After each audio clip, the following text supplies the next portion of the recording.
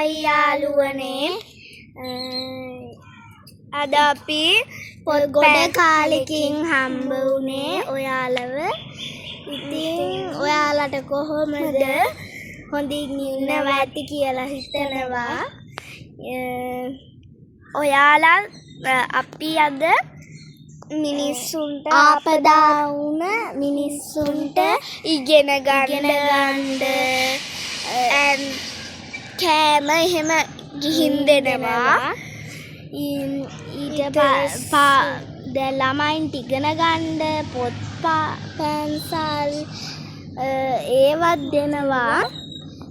අපේ එකතු කරගෙන අපි ඒ සල්ලි වලින් ආපදා වුණ මිනිස්සුන්ට අපි පොත් පැන්සල් බෙදා දෙනවා. ඉතින් ඔයාලත් මං හිතනවා පුළුවන් විදිහට සල්ලි එකතු කරලා සල්ලි ඒවත් අරගෙන පොත් පැන්සල් අරගෙන කට්ටියට බෙදනවා නම් ගොඩක් පින් කියලා හිතනවා. ඉතින් ඔයාලත් මේක කරනවා කියලා මේ කරොත් හොඳයි. අපි හිතනවා ඔයාලා කරයි කියලා. ඉතින් මේ තමයි ටුසරා.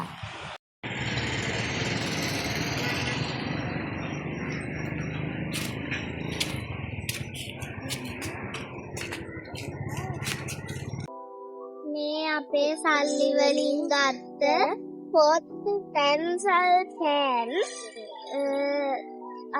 ආපදා වුණාට දෙන්න යන ගමන් අපි ඉන්න අතරමඟ මේ තමයි ටුසරා. ඔයාලත් මේව බලලා පොත් පුළුවන් යාළුවන්ට පොත් පැන්සල් මේ සේරම පාසල් උපකරණ